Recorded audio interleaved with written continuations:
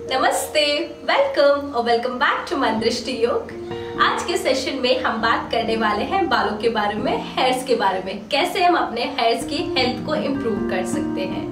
So nowadays hair fall, hair loss, hair thinning, these are very common issues and be it men or women सबको ये issues face करने पड़ रहे हैं and there could be many causes behind it जैसे कि stress, anxiety, food habits, nutrition अगर आप प्रॉपरली नहीं ले रहे हैं, किसी प्रकार के मेडिकेशन पे आप हैं, कोई डिजीज अगर आपको है, किसी को ये जेनेटिक भी हो सकता है। सो बहुत सारे रीजंस हैं इन सब के पीछे।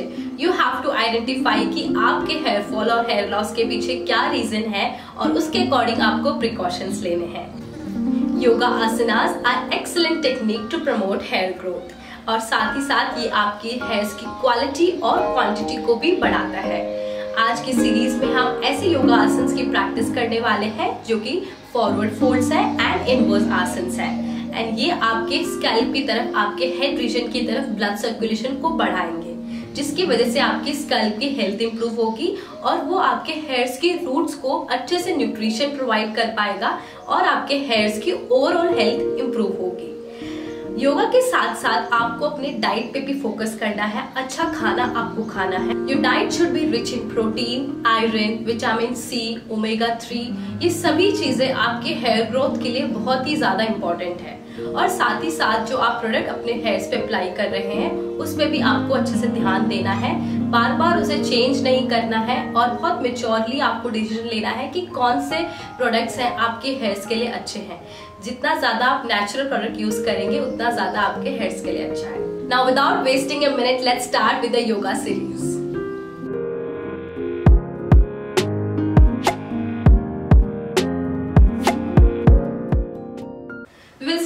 प्रैक्टिस विद पादहस्तासना जो कि फॉरवर्ड बेंडिंग है, फॉरवर्ड फोल्ड है।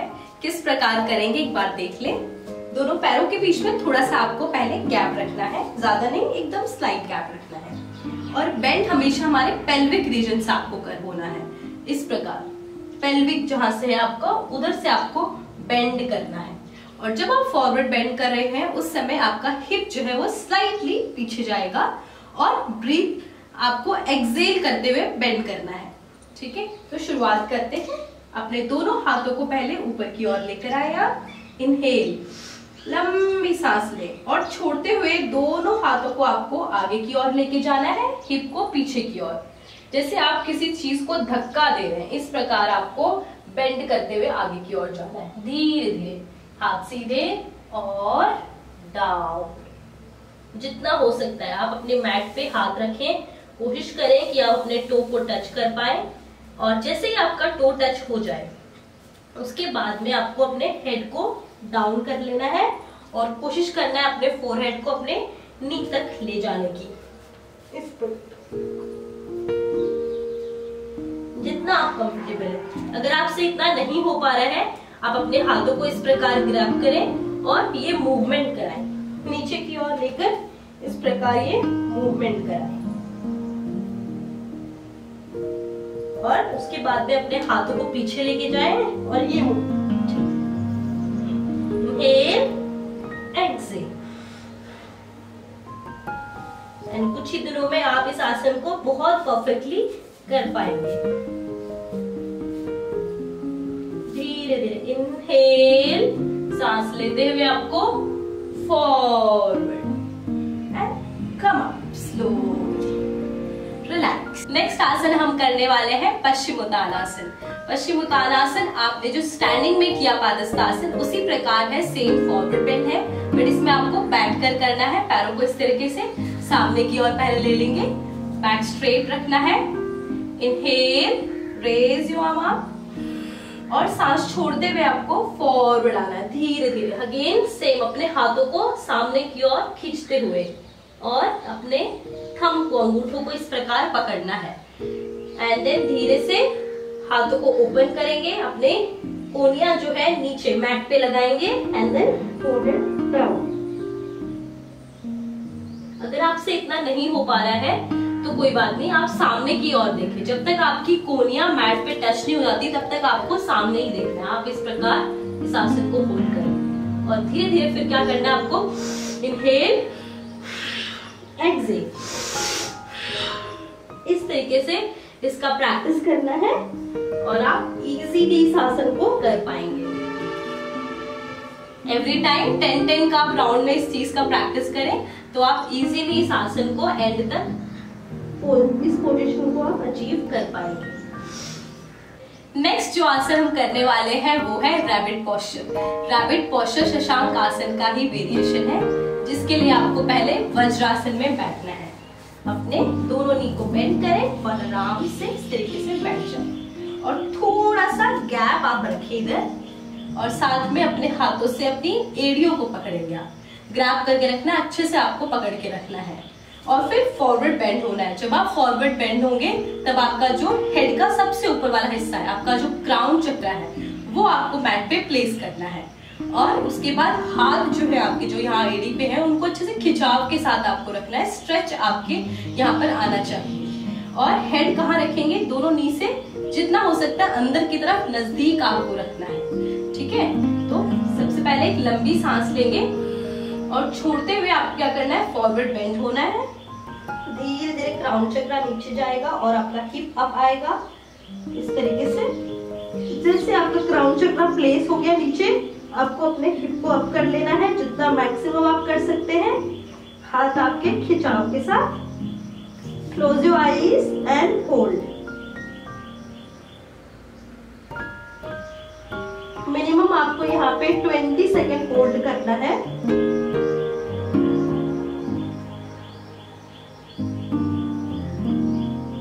Slowly come back, Shashankasana and then fold up। Basically इस आसन में होता क्या है, जब आपका क्राउन चक्र नीचे होगा तो आपके हेड रीजन में मैक्सिमम ब्लड फ्लो होगा, ब्लड सर्कुलेशन आपका बहुत अच्छे से होता है। ये आसन आपको शीर्षासन हेड स्टैंड का भी बेनिफिट देता है। सो इस आसन का रोज आपको प्रैक्टिस करना है। आप इसका जो होल्डिंग है वो एक्सटेंड कर सकते हैं। आंखें इसमें अगर आप बंद रखेंगे तो जो सेंसेशन है, अगर आपको किसी प्रकार जनरली लोगों का हेडेक होना जब लगता है ऐसे आसन के समय, इनवर्स आसन के समय, तो वो आप अवॉइड कर सकते हैं और एक कंफर्टेबल आप इस आसन को होल्ड कर पाएंगे। नेक्स्ट आसन जो हम करने वाले हैं वो है उष्ट्रासन। उष्ट्रासन के लिए आपको अपने नी पे खड़े हो जाना है इस प्रकार और दोनों पैरों के बीच में पीछे हिप जितना डिस्टेंस रहेगा। हाथ आपके दोनों सामने की ओर सीधे।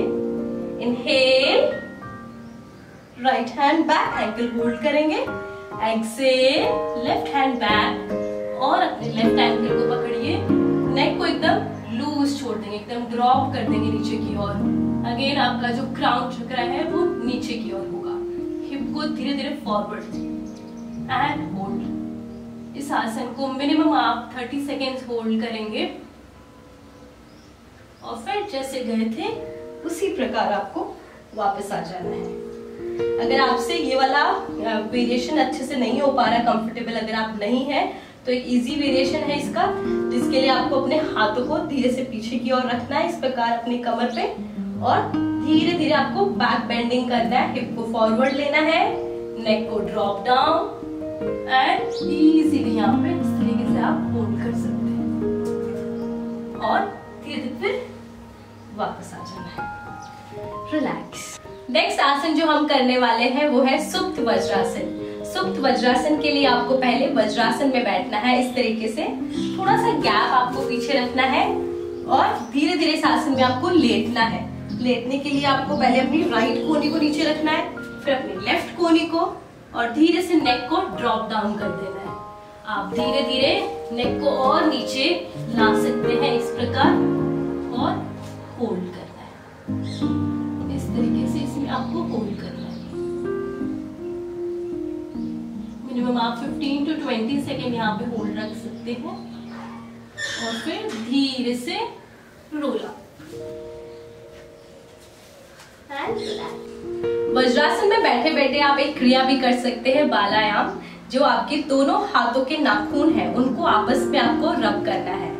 इससे क्या होता है कि आपके जो नाखून की रूट्स है वो एक्टिवेट होती है और आपके नाखूनों की रूट्स में जो नर्व्स हैं वो और जो स्कैल्प की जो नर्व्स है वो आपस में ज्वाइन रहती है, मिली हुई होती है। तो इससे आपकी जो नर्व्स है स्कैल्प की वो भी एक्टिवेट होती है। Now moving to the next asana. हमारा नेक्स्ट आसन है मत्स्य आसन, जिसके लिए आपको अपने बैक पे लेटना है।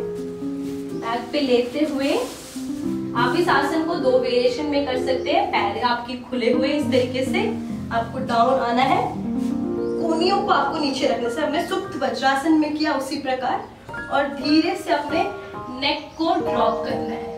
धीरे धीरे क्राउन चक्र को अपने मैट पे रखना है एंड देन होल्ड। आप अपने हथेलियों का इस तरीके से सहारा लेके भी इसे प्लेस कर सकते हैं and then hold like this. धीरे से जैसे गए थे उसी प्रकार आपको वापस आना है। दूसरे वेरिएशन में क्या करना है, आपको अपने पैरों में पद्मासन लगाना है। पद्मासन लगाने के बाद में सेम वही फॉलो करना है। आपको अपने दोनों हाथों को पहले प्लेस करना है कानों के बगल में इस तरीके से, जैसे आपका हेड जो है वो क्राउन है। कैसे ताज को आप आराम से उठाते हैं उससे इसे उठाएंगे और फिर प्लेस कर देंगे एंड देन होल्ड करना है इस तरीके से। आंखें बंद रखेंगे। मिनिमम आपको ये भी 30 सेकेंड्स होल्ड करना है। देन स्लोली वापस आ जाएंगे और पैरों को खोल देंगे। रिलैक्स। नेक्स्ट आसन हम करने वाले हैं सर्वांग आसन। सर्वांग आसन के लिए अपने दोनों पैरों को आपको 90 डिग्री इस प्रकार उठाना है। देन धीरे से किक करेंगे और अपने हाथों को प्लेस करेंगे यहाँ पे और धीरे धीरे लिफ्ट अप। इस प्रकार आपको ऊपर की ओर अपने टो को रखना है एंड होल्ड। अगर आपसे ये नहीं होता है आप इतना भी कर सकते हैं, विपरीत करने भी आप कर सकते हैं। Then slowly come back and relax. That's all for today's session. I hope आप सभी को अच्छा लगा होगा. We'll meet in the next video. Till then, take care of yourself. Happy practicing. Namaste.